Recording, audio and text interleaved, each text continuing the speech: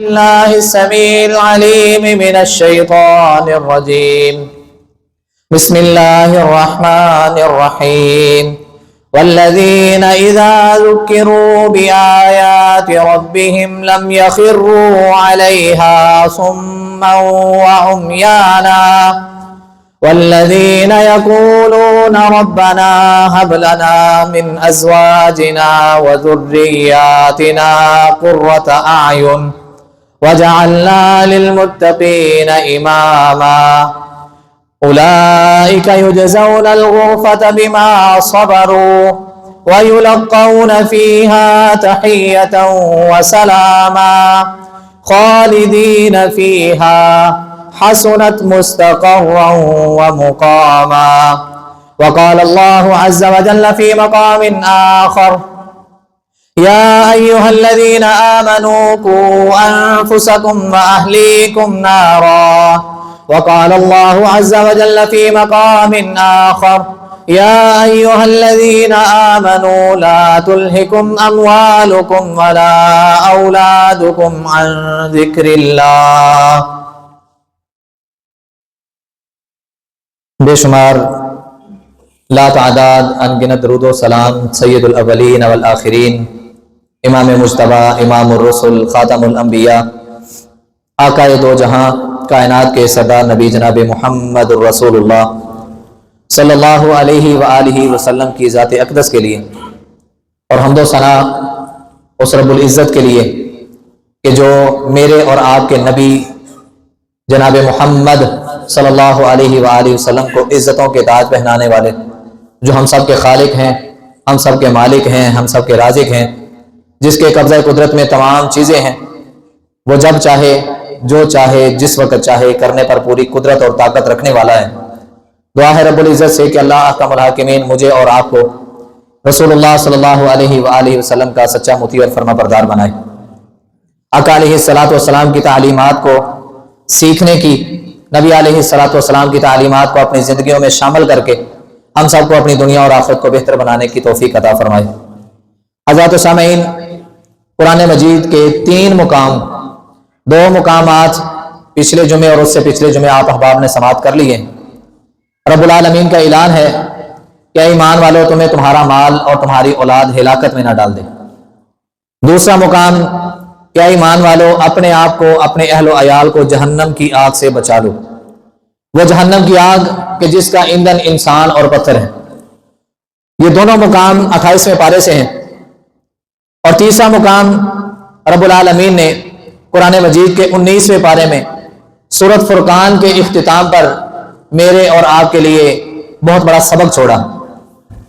فرمایا: والذین اذا ذکروا بآیات ربہم، کہ وہ لوگ جب وہ اپنے رب کی آیات کا، اپنے رب کی نشانیوں کا ذکر کرتے ہیں، یا ان پر رب کی نشانیوں کا، رب کی آیات کا ذکر کیا جاتا ہے، تلاوت کی جاتی ہے، وہ پڑھتے پڑھاتے ہیں، سنتے سناتے ہیں، لم یخروا علیہا صما وعمیانا، اس وقت ان کے ایمان کی کیفیت یہ ہوتی ہے کہ وہ اس بات کو نہیں دیکھتے کہ یہ بات میری سمجھ سے باہر ہے، یہ بات میرا دل و دماغ اس کو تسلیم نہیں کر رہا، میری سوچ اس تک پہنچ نہیں رہی، بلکہ اس وقت ان کے ایمان کی کیفیت کیا ہوتی ہے؟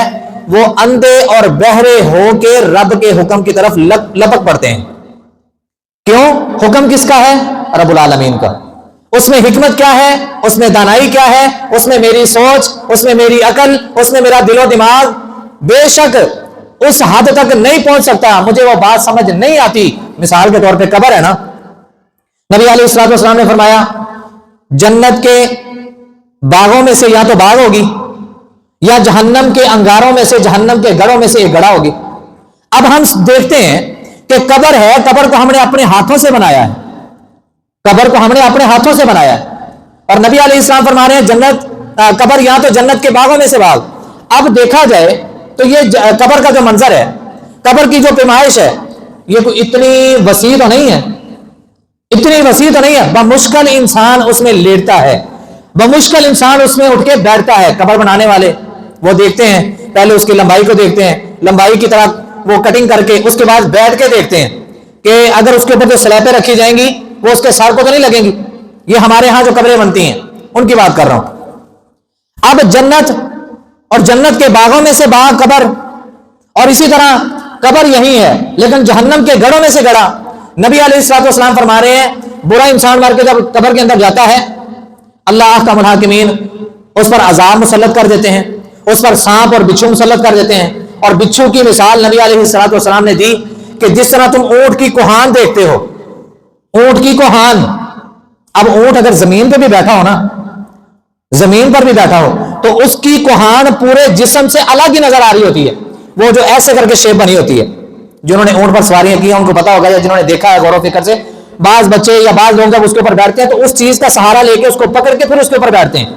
اب اندازہ کیجئے چلے اونٹ بیٹھا بھی ہو اور اونٹ کی کوہان زمین کے ساتھ بیٹھا تو کم و بیش یہاں تک کوئی 3-4 فٹ تک کا معاملہ تو بنتا ہی ہے نا، اتنی پیمائش تو بنتی ہے۔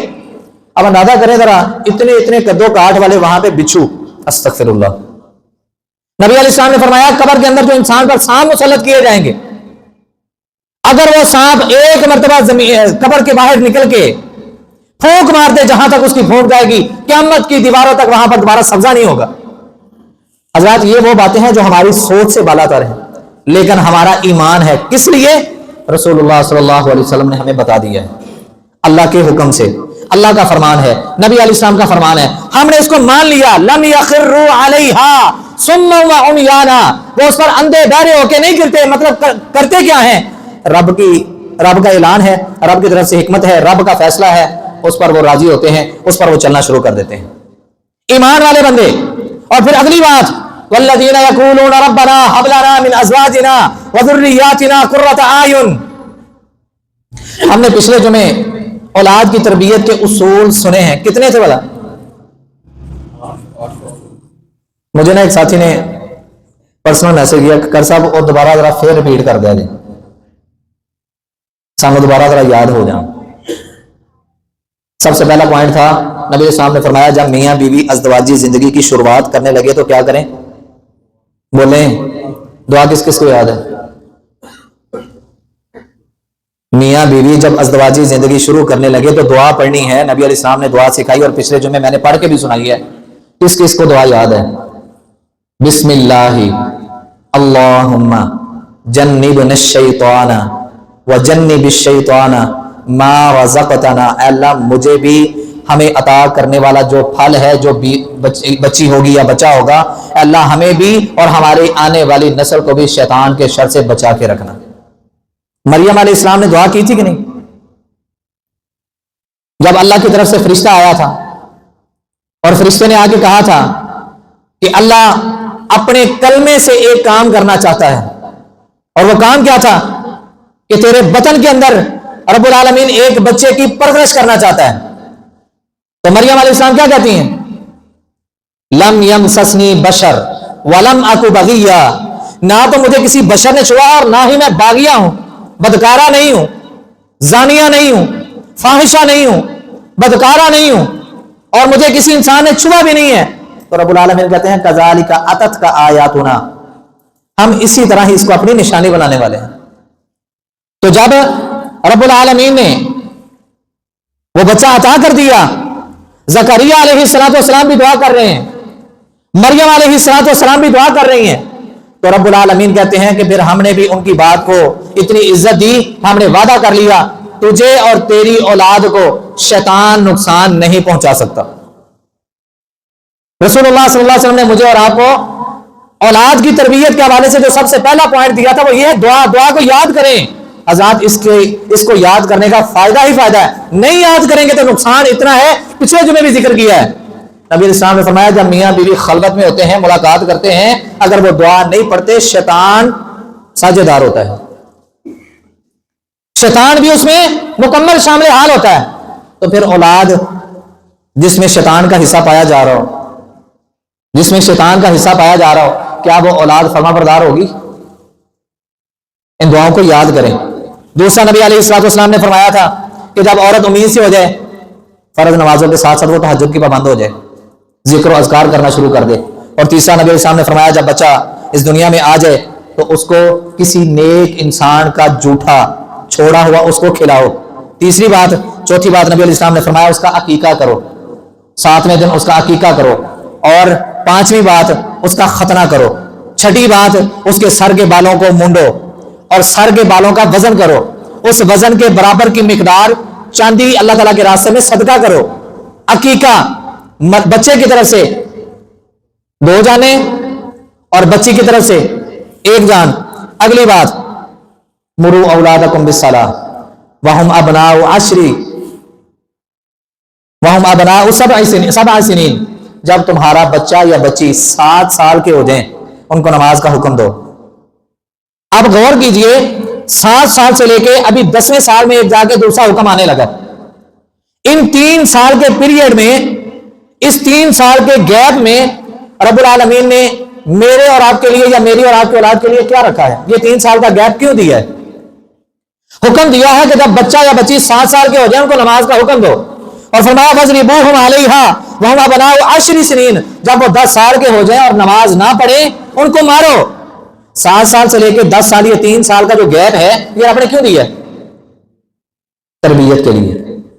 इसमें बच्चे को नमाज का तरीका सिखाएं, वो तरीका जिसके मतलब मेरे और आपके पीर मुर्शिद जनाब मोहम्मद सल्लल्लाहु अलैहि वसल्लम ने फरमाया, सल्लू कमा रअयतुमूनी उसल्ली, नमाज उस तरह पढ़ो जिस तरह मुझे पढ़ते हुए देखा है। अब हमने नबी अलैहिस्सलाम को देखा तो नहीं है, लेकिन सहाबा इकराम ने खयानत नहीं की, सहाबा इकराम ने हक अदा किया है। नबी अलैहिस्सलाम का जब जब साथ मिला है और नबी अलैहिस्सलाम के इस दुनिया से जाने तक सहाबा इकराम ने नबी अलैहिस्सलाम की एक एक नमाज को गौर फिक्र से देखा है, नोट किया है, अहादीस की शक्ल में उनको दर्ज किया, और आज वो हमारे पास ज़ख़ीरा अहादीस की शक्ल में मौजूद हैं। पढ़ने वाले तो बने। हज़रात, आज हम कहते हैं लो जी, कोई अच्छे हाथ बांध रहा है, कोई यहां पे बांध रहा है, कोई यहां पे बांध रहा है, कोई अल्लाह अकबर करके नमाज शुरू कर रहा है, कोई अल्लाह अकबर करके रुकू जा रहा है, कोई अल्लाह अकबर करके हाथ उठाने के साथ समी अल्लाहु लिमन हमिदा कर रहा है, कोई अल्लाह अकबर करके यानी कि हाथों को उठा के 2 रकअतों के बाद हाथों को बुलंद करके फिर खड़ा हो रहा है तीसरी रकअत के लिए, और कोई हाथ उठा ही नहीं रहे। हमारा यह कहना है कि यार कबूल तो अल्लाह ने करनी, कबूल अल्लाह ने करनी, सिंपल सी बात है। हमने बाजार में अपनी मनपसंद का सूट खरीदा हो, और हमारी कोशिश होगी यार ऊपर ना मैचिंग वेस्ट कोट भी होनी चाहिए, मैचिंग टोपी भी होनी चाहिए। मैं जुम्मा पढ़ने के लिए जाता हूं, चलो वैसे तो मैं पैंट शर्ट पहनता हूं, लेकिन जुम्मे के लिए कोई ऐसा लिबास होना चाहिए कि जो खूबसूरत हो, या किसी शादी ब्याह के मौके के लिए हम अरेंजमेंट कर रहे हैं। आजाद सूट आप अपनी पसंद का लेके आए, जाहिर सी बात है अब सिलाई भी आप उसी से करवाएंगे कि जिसकी सिलाई आपको पसंद है, ऐसे ही है ना। आप उसको जाके कहते भाई सिंगल सिलाई, डबल सिलाई, ट्रिपल सिलाई, जिस तरह की डिजाइनिंग आपको पसंद है आप उसको सिलाई का क्या आ जाते हैं। अगर आपका मनपसंद सूट जो आप उस दर्जी को दे के आए हैं वो आपकी मनपसंद तरीके से सिलाई ना हुआ हो, पसंद आएगा? पैसे आपके लगे हैं, टाइम आपका लगा है, वक्त आपका लगा है, और जिस मेहनत के जिस काम के लिए आप उसको दे के गए हैं उस काम के आपने पैसे देने हैं, लेकिन आपको वो चीज पसंद नहीं। तुझे और मुझे टोपी पसंद नहीं आ रही, सूट पसंद नहीं आ रहा, वेस्ट कोट की सिलाई पसंद नहीं आ रही, कमीज और सलवार की सिलाई पसंद नहीं आ रही, वो रब नबी के तरीके के बगैर तेरी नमाज को पसंद कर लेगा? नबी का तरीका कुछ है, तेरा मेरा तरीका कुछ है, और मेरा और तेरा ज़हन ये कह के हमें तसल्ली दे रहा है कि यार कोई नहीं, कबूल तो रब ने करनी। जब तेरा तरीका नबी अलैहिस्सलाम के तरीके के मुताबिक नहीं होगा, रब कैसे कबूल करेगा?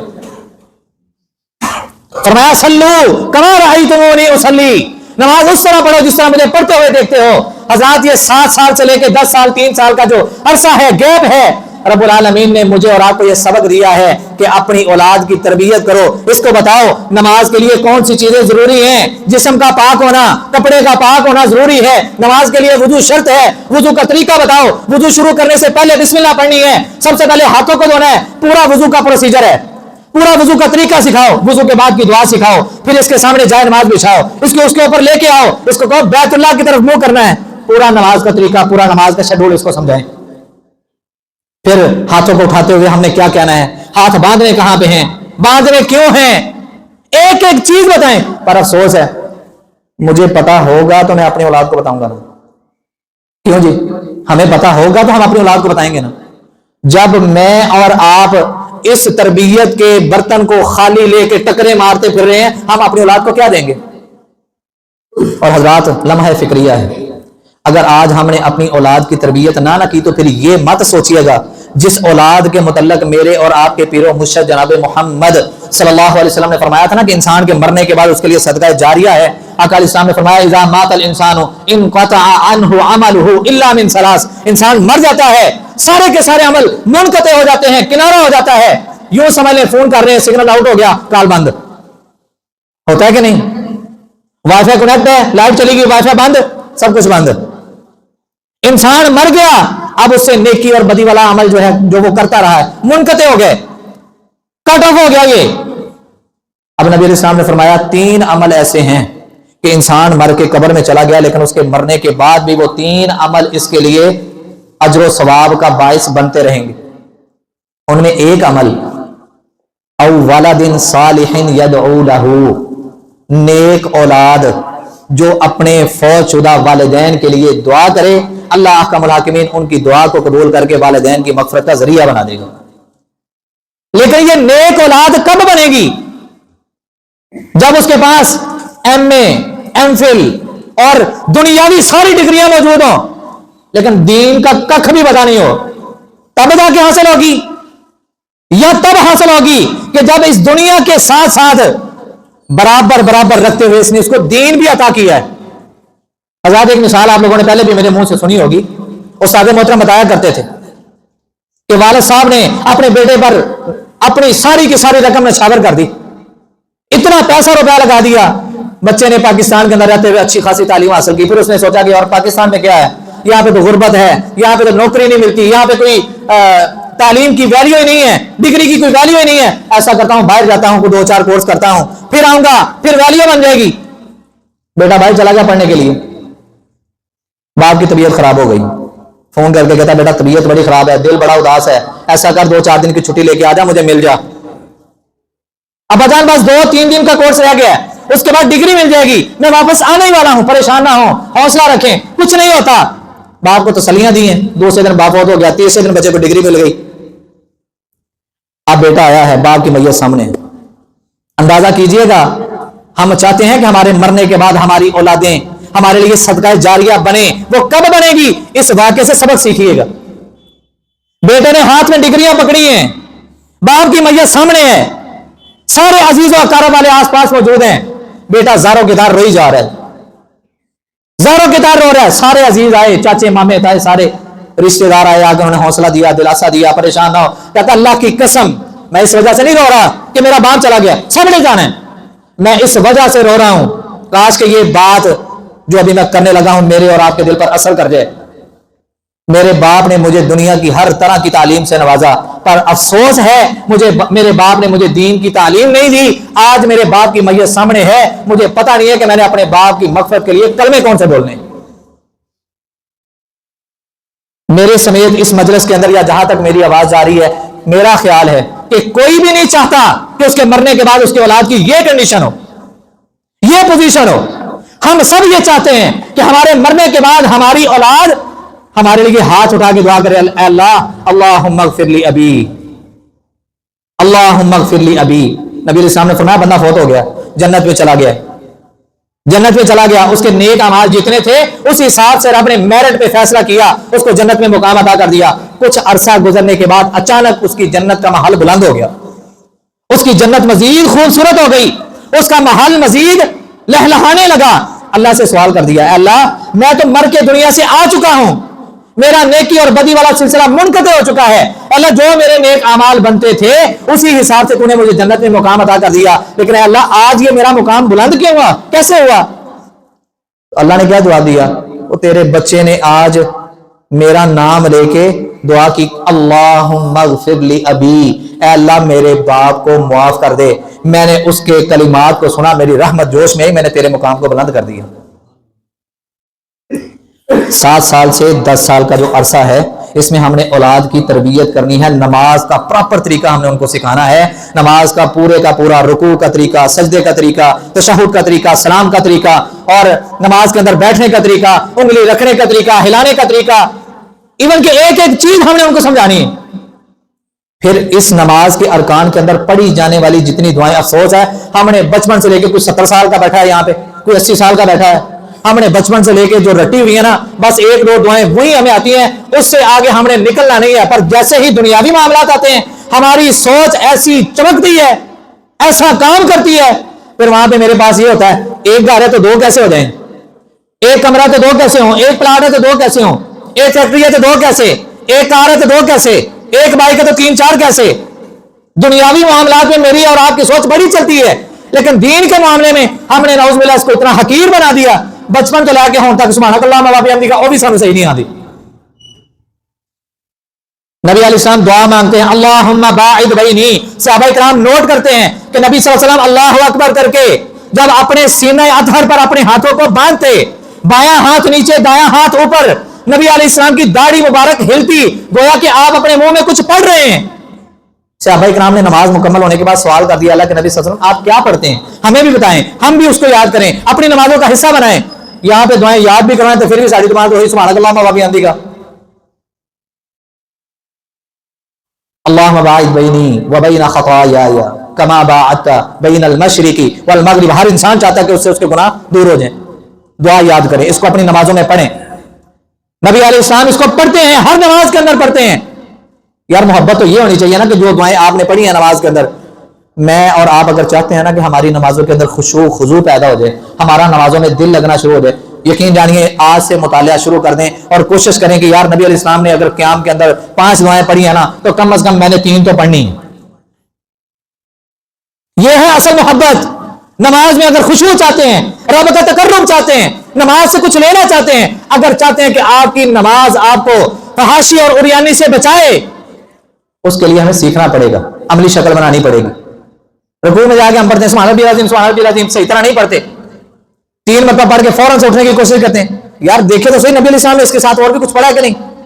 سبحانک اللہم ربنا وبحمدک اللہم اغفر لی سبوح قدوس رب الملائکۃ والروح، اس کے ساتھ 3 4 دعائیں اور بھی ہیں۔ نبی علیہ السلام کا رکوع تو اتنا لمبا ہے، اسی اپنی کمر تھوڑی جی چکا کے نہ لیا جب کرنٹ لگ گیا تو فوراً اٹھ کے کھڑے ہو گئے۔ اور یہی کنڈیشن ہماری سجدے کی ہوتی ہے، یہی پوزیشن ہماری تشہد کے اندر ہوتی ہے۔ ایک دعا ہم نے رٹی ہے درود ابراہیمی بمشکل سے پڑھ کے، ساتھ ہی اگلی دعا کون سے پڑھتے ہیں؟ ربی جعلنی۔ سوشل میڈیا پہ ایک جو ہے نا کلپ بڑا گردش کر رہا ہے آج کل، اور استاد محترم سے میں نے اس دن سوال بھی کیا تھا، اگر انسان باقی ساری دعاؤں کو چھوڑ کے جو مسنون ہیں، مسنون کا مطلب کیا ہے؟ جو سنت سے ثابت ہیں، جو نبی علیہ السلام نے پڑھی ہیں، اگر ان ساری کو چھوڑ کے ایک دعا کو ہی پڑھتا ہے جو ہمیں بچپن سے رٹی ہوئی ہے، تو مفسرین کا اس پر موقف جو پیش کیا جا رہا ہے نا وہ یہ ہے کہ اس بندے نے کچھ بھی نہیں پڑھا، اس بندے کی نماز ہی نہیں۔ نبی علیہ السلام درود ابراہیمی کے بعد 5 چیزوں سے پناہ مانگ رہے ہیں۔ اللہم انی اعوذ بک من عذاب القبر، کیوں جی میں اور آپ قبر کے عذاب سے نہیں بچنا چاہتے؟ دعا کو یاد کریں، اللہم انی اعوذ بک من عذاب القبر، اللہ میں قبر کے عذاب سے تیری پناہ مانگتا ہوں۔ واعوذ بک من عذاب جہنم، اللہ میں جہنم کی آگ سے، جہنم کی عذاب سے تیری پناہ مانگتا ہوں۔ واعوذ بک من فتنۃ المسیح الدجال، یہ وہ دجال ہے جس کو رب نے شیطان سے زیادہ قوت عطا کی ہے، جو مردوں کو زندہ کرے گا قبروں سے اٹھا کے اور کہے گا میں تمہارا رب ہوں، جس کے بعد جنت بھی ہوگی جہنم بھی ہوگی، جو کچھ مانگو گے فوراً سے پہلے ادا کر دیا جائے گا۔ نبی علیہ السلام اس کی ہر نماز کے اندر پناہ مانگ رہے ہیں، اے اللہ میں تیری پناہ مانگتا ہوں، اس سے مجھے بچا کے رکھنا، کیوں جی ہم سب نہیں بچنا چاہتے اس سے۔ نبی علیہ السلام چوتھی بات، واعوذ بک من فتنۃ المحیا والممات، اللہ میں زندگی اور موت کے فتنے سے تیری پناہ مانگتا ہوں۔ واعوذ بک من المعصم والمغرم، اے اللہ گناہ اتنے ہو جائیں، گناہ اتنے ہو جائیں، گناہ اتنے ہو جائیں کہ میں گناہ کے ملبے تلے دب کے رہ جاؤں، مجھے توبہ کی توفیق ہی نہ ملے۔ اے اللہ میرے اوپر قرض اتنا آ جائے، اتنا آ جائے، اتنا آ جائے کہ مجھے قرض ادا کرنے کی توفیق نہ ملے اور میں مر جاؤں۔ اے اللہ ان دونوں چیزوں سے میں اپنے آپ کو تیری پناہ میں دیتا ہوں، مجھے بچا کے رکھنا، کیونکہ ہم سب یہ سب نہیں چاہتے۔ قبر کے عذاب سے، جہنم کے عذاب سے، زندگی اور موت کے فتنے سے، دجال کے فتنے سے اور موت کے فتنے سے اور قرض جیسے فتنے سے ہم سب بچنا نہیں چاہتے۔ دعاؤں کو یاد کریں۔ نبی علیہ السلام تو پڑھ رہے ہیں اللہم انی اسألک الجنۃ الفردوس، نبی علیہ السلام پڑھ رہے ہیں اللہم اغفر لی ما قدمت وما اخرت وما اسررت وما اعلنت وما اسرفت وما انت اعلم به منی انت المقدم وانت المؤخر۔ نبی کے کون سے گناہ تھے؟ گناہ نہ ہونے کے باوجود اللہ سے رو رو کے مانگ رہے ہیں اللہ میرے ظاہری گناہ بھی معاف کر دے, میرے باطنی گناہ بھی معاف کر دے, اللہ میرے پہلے گناہ بھی معاف کر دے, میرے پچھلے گناہ بھی معاف کر دے, اللہ میرے سارے گناہ معاف کر دے, پہلے بھی تو تھا بعد میں بھی تو ہے, تو ہی اول ہے تو ہی آخر ہے, اللہ میں بڑا گناہ گار ہوں. نبی علیہ السلام تو اس حد تک رب کے سامنے گڑ گڑا گڑا کے رو رو کے دعائیں کر رہے ہیں, تشہد کو اتنا لمبا کر رہے ہیں, اور ہم ایک دعا رٹی ہوئی ہے, باقی تو مولوی کا کام ہے. اور پھر اگر اللہ تعالیٰ توفیق دے کسی قاری صاحب کو, کسی امام صاحب کو, کسی خطیب صاحب کو کہ اگر وہ ان چیزوں کی طرف توجہ دلاتے ہیں یا اس کی اپنی بذات خود نماز, اس کا تشہد, قاری صاحب کا تشہد ہی بڑا لمبا ہو جاتا ہے. قاری صاحب کا تشہد بڑا لمبا, قاری صاحب کا تشہد لمبا ہوا, اللہ کے بندے وہاں پہ تیرے ذہن میں یہ بات کیوں نہیں آئی کہ قاری صاحب آپ کون کون سی دعائیں پڑھتے ذرا مجھے بھی بتائیں, میں آپ کے پاس بیٹھتا ہوں 5 منٹ 10 منٹ آدھا گھنٹہ دیتا ہوں, آپ یہ دعائیں مجھے بھی یاد کروائیں تاکہ میری نماز بھی بہتر ہو جائے. یہ سوچ کیوں نہیں آتی ہمیں؟ تو حضرات اگلی بات ہم نے پڑھی تھی, نبی علیہ السلام نے فرمایا اپنی اولاد کو جب وہ 10 سال کے ہو جائیں ان کے بستروں کو الگ کر دو, ان کے بستروں کو الگ کر دو. حضرات آج جو مین بات کرنے والی تھی وہ یہ ہے, نبی علیہ السلام نے فرمایا جب تمہارا بچہ 10 سال کا ہو جائے, جس کے متعلق قرآن نے فرمایا نا والذین یقولون ربنا ھب لنا من ازواجنا وذریاتنا قرۃ اعین, ایمان والے بندے ہاتھ اٹھا اٹھا کے رب سے دعا کرتے ہیں اللہ ہمیں ہماری بیویوں سے, ہمیں ہماری اولاد سے آنکھوں کی ٹھنڈک عطا فرما, مطلب ہماری اولاد کو نیک بنا. رب اجعلنی مقیم الصلاۃ ومن ذریتی کا مطلب کیا ہے؟ کس کی دعا ہے یہ؟ ابراہیم علیہ السلام کی, کہ اللہ مجھے بھی میری اولاد کو بھی نماز قائم کرنے والا بنا. دعا کیا کریں اللہ مجھے بھی نیک بنا دے, میری بیوی کو بھی نیک بنا دے, میری اولاد کو بھی نیک بنا دے. ربنا ھب لنا من ازواجنا وذریاتنا قرۃ اعین واجعلنا للمتقین اماما. اللہ کی قسم ہے منبر رسول پہ کھڑا ہوں, اس کائنات کے اندر ماں باپ جیسا رشتہ ہو ہی نہیں سکتا. اس کائنات کے اندر ماں باپ کا نعم البدل ہے ہی کوئی نہیں. واحد ایک باپ ایسی ہستی ہے, واحد باپ ایک ایسی ہستی ہے کہ جو یہ چاہتا ہے کہ میرا بیٹا وہاں تک پہنچ جائے جہاں تک میں بھی نہیں پہنچ سکا. کسی کہنے والے نے کہا نا کہ باپ نے اپنے بیٹے کو اپنے کندھوں پر کیوں بٹھایا ہوتا ہے؟ کیوں بٹھایا ہوتا ہے؟ سبق یہاں پہ یہ ہے کہ اے میرے بیٹے تو میرے کندھوں پہ بیٹھ کے اونچا ہو گیا ہے, اب میری نگاہیں جہاں تک کام نہیں نہ کر رہی تیری نگاہیں وہاں تک کام کریں گی. باپ اور ماں یہ ایسا واحد رشتہ ہے کہ جس جیسا اخلاص کسی اور رشتے میں ہو ہی نہیں سکتا. یہ وہ عظیم ہستیاں ہیں جو اپنے آپ کو اولاد کے لیے قربان تک کر دیتی ہیں اور اولاد کا مستقبل بہتر بنانے کے لیے ہر قربانی دینے کے لیے تیار ہیں. حضرت نبی علیہ السلام نے فرمایا جب تمہارا بچہ یا بچی 10 سال کے ہو جائیں ان کو دین کی تعلیم دو. آج ہمیں بچہ 4 سال کا ہوتا ہے, ابھی اس کو پوٹی کبھی صحیح طرح سے بتانا نہیں آتا, چھچو کبھی صحیح طرح بتانا نہیں آتا. ہمیں یہ فکر تو لاحق ہو جاتی ہے کہ بچے کو ہم نے پی جی میں, پریپ میں, نرسری میں, فلاں سکول میں ہم نے داخل کروانا ہے. کاش کہ وہاں پہ تیری اور میری سوچ یہ بھی بن جائے کہ ہم نے اپنی اولاد کو دین بھی دینا ہے. جب ماں باپ کے منہ سے یہ دعائیہ کلمات نکلیں گے نا کہ اللہ ہمیں اپنی بیویوں سے, اپنے بچوں سے اللہ آنکھوں کی ٹھنڈک عطا فرما, دلوں کا سکون عطا فرما, وجعلنا للمتقین اماما, انہیں متقین کے امام بنا. جب دعائیں نکلیں گی, جب رب سے تعلق قائم ہوگا, جب رب سے تعلق مضبوط ہوگا, مانگا جائے گا تو رب ضرور عطا کرتا ہے. تو رب کا فیصلہ ہے اجیب دعوت الداعی اذا دعان فلیستجیبوا لی وليؤمنوا بی لعلهم یرشدون. لوگوں مانگو, مجھ سے مانگو, میں تمہیں عطا کروں گا. میرے اوپر ایمان رکھو, یقین رکھو, مانگو تو صحیح اس رب سے. اور اگلی اور آخری بات, 10 سال کا بچہ ہو گیا, اس کو دین کی تعلیم دو, اس کو یہ سکھاؤ جس کے متعلق ہم نے پچھلے جمعے سنا والذین لم یبلغوا الحلم منکم 3 مرات. 3 وقت ایسے ہیں کہ جس میں نبی علیہ الصلوۃ والسلام نے کسی کے گھر میں جانے سے منع فرمایا. حضرات یہ کسی کے گھر میں جانے کی دعوت تو بعد میں ہوگی, پہلے آپ اس کو اپنے گھر سے یہ اصول یاد کروائیں. من قبل صلاۃ الفجر, فجر کی نماز سے پہلے بچے اگر تو نے اپنی ماں یا باپ کے کمرے میں جانا ہے اجازت لے کے جانا ہے. کب؟ من قبل صلاۃ الفجر. یہ گھر سے جب اصول یاد ہوگا, جب یہ تربیت گھر سے ہوگی, جب یہ ضابطہ بچے کی نس نس میں پیوست ہو جائے گا کہ یار میں نے اپنے گھر کے کمرے میں بھی اگر جانا ہے نا تو میں نے اجازت لیے بغیر نہیں جانا. 3 وقت بتا دیے ہیں. من قبل صلاۃ الفجر, فجر سے پہلے, وحین تضعون ثيابكم من الظهيرة ومن بعد صلاۃ العشاء. گرمیوں کا موسم ہوتا ہے، دوپہر کو آرام کرنے کو دل کرتا ہے نا، گرمی کا موسم ہو تو انسان یعنی کہ مرد حضرات ہم اپنی بات ہی کر لیتے ہیں، ہم اپنی قمیضیں اتار کے کلی کے ساتھ لٹکا دیتے ہیں۔ حضرات ایک بات اور یاد رکھیں، اسی بات سے مرد کا مرد سے پردہ ہے، اسی طرح عورت کا عورت سے پردہ ہے۔ اوپر تشریف فرما خواتین ہیں، وہ بھی ذرا توجہ سے میری بات کو سن لیں۔ مردوں کا مردوں سے پردہ ہے، یہ نہیں گرمی لگن رہی تو میں اینے جناب ادھے تو پٹ میرے نظر آنے میں بہت سارے بیٹھ کے جا رہے ہیں، شرم نہیں آتی؟ یہ تیرا سطر ہے، چھپانے کی جگہ ہے، ڈھکنے کی جگہ ہے، سر عام تو نبی علیہ السلام کے حکم کی نافرمانیاں کرتا پھر رہا ہے، تجھے شرم نہیں آتی؟ رب کے عذاب سے ڈر نہیں لگتا؟ اور اسی طرح خواتین ہیں، خواتین کے سر کے بال سے لے کے پاؤں کے ناخن تک ایک عورت کا دوسری عورت سے پورے کا پورا پردہ ہے۔ آج پتہ نہیں کیا کچھ نکل آیا، فطرت کے اندر کچھ چیزیں ہیں نا جسم کی صفائی کے حوالے سے، آج باقاعدہ بیوٹی پارلر نکل رہے ہیں، وہاں پہ عورتیں جا کے اپنے، اللہ معاف کرے مجھے لفظ کہتے ہوئے شرم آتی ہے، جب 10 سال کی عمر میں تو نے اپنی بچی کو، اپنے بچے کو دین کی تعلیم سے نوازا ہوگا، اس کو بتایا ہوگا، اللہ کی قسم اس طرح کے سکینڈل نظر نہیں آئیں گے، اس طرح کے سکینڈل نہیں بنیں گے۔ 10 سال کی عمر میں ان کی تربیت کریں، دوپہر کا وقت ہے، فجر سے پہلے کا وقت ہے، وَمِن بَعْدِ صَلَاةِ الْعِشَاءِ، عشاء کی نماز کے بعد اپنے کمرے میں، اپنی ماں یا باپ کے کمرے میں بھی اگر جانا ہے نا تو اجازت لیے بغیر نہیں جانا، اور یہی اصول اس کو یاد کروائیں، کسی کے گھر میں جانا ہے ان 3 وقتوں میں نبی علیہ السلام نے منع فرمایا ہے، اس کے بعد بھی اگر جانا ہے تو اجازت لے کے جانا ہے، یہ اصول، یہ ضابطہ، یہ قانون یاد کروائیں۔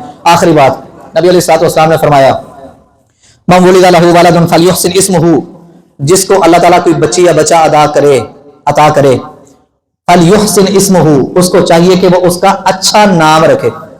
آج بچہ بھی دنیا میں نہیں آتا، ماں باپ کی خوشی کی انتہا ہوتی ہے، آپس میں بیٹھ کے میاں بیوی ڈسکس کر رہے ہوتے ہیں کہ اگر بچہ ہوا تو کیا نام رکھیں گے، بچی ہوئی تو کیا نام رکھیں گے۔ سوچ اچھی ہے، لیکن اچھی سوچ کے ساتھ مزید اگر 4 چاند لگ جائے نا، وہاں پہ اگر نبی علیہ السلام کی حدیث ہمیں یاد ہو، لیکن یہ تب یاد ہوگی کہ جب ماں باپ نے ان کی تربیت کی ہوگی دین کے مطابق، وگرنہ آج کل ہماری تربیت تو پاکستانی ڈرامے کر رہے ہیں نا، پاکستانی ایکٹرز کر رہی ہیں جو سارا سال فحاشی اریانی کے اڈے سے جا کے بیٹھی ہوتی ہیں، اپنے جسم کی نمائش کر کے پیسوں کو بٹورنے والی، اور رمضان میں رمضان ٹرانسمیشن ہو رہی ہے جی،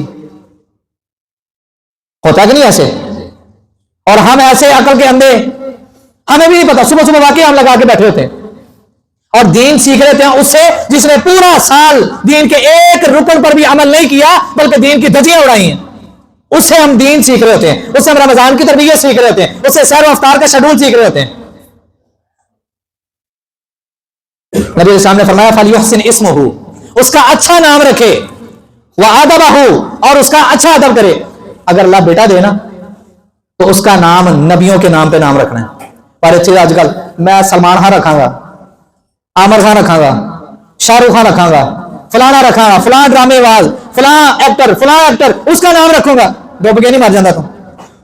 رب نے تجھے کتنا خوبصورت بیٹا عطا کیا ہے، تو مسلمان ہے، یہ وہ مسلمان ہے جنہیں دیکھ کے شرمائے یہود۔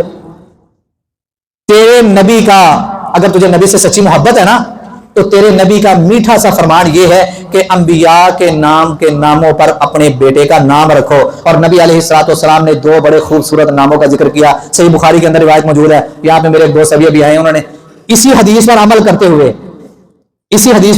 سوچا ہوا تھا کہ یار اللہ نے مجھے اگر بیٹا دیا نا تو اس کا نام کیا رکھوں گا؟ عبداللہ، یا دوسرا نام عبد الرحمن۔ یہ 2 نام اللہ کو بڑے پیارے، کہتے میں نے سوچا ہوا تھا تو اللہ تعالیٰ نے میری سوچ کو پھر کئی چاند لگائے، حرم کے اندر بیٹھے ہوئے ان کے بھائی، انہوں نے اپنے وہاں پہ امام حرم ان سے پوچھا، انہوں نے کہا یار عبداللہ نام رکھ لو، عبد الرحمن نام رکھ لو۔ جب آپ کی سوچ اچھی ہوگی تو اللہ تعالیٰ آپ کو کئی مرتبے عطا کرے گا۔ فرمایا جس نے اپنے بیٹے کا اچھا نام رکھا اور اس کی اچھی تربیت کی، فَإِذَا بَلَغَ فَلْيُزَوِّجْهُ، جب بچہ یا بچی بالغ ہو جائیں اس کا نکاح کر دے۔ کس کو تاکید کی جا رہی ہے؟ کس کو تاکید کی جا رہی ہے؟ غور کیجئے گا۔ آج ہم کہتے ہیں نہیں جی ہلے تے اپنے پیروں سے نہیں کھلوتا، تو جدوں تک اسی سوچا نا کہ انہیں پیروں سے کھلونا بیچارہ کھلون دے قابل نہیں رہتا، اس سے پہلے وہ کیا کچھ کر گیا ہے کبھی باپ نے اس کے بارے میں سوچا نہیں۔ نبی علیہ السلام فرما رہے فَإِذَا بَلَغَ جب بچہ بالغ ہو جائے فَلْيُزَوِّجْ اس کا نکاح کرو وَإِن بَلَغَ وَلَمْ يُزَوِّجْ اگر وہ بلوغت کو نہیں پہنچا تو اس کا نکاح نہ کرو. اگر بلوغت کو پہنچ گیا تم اس کا نکاح نہیں کر رہے.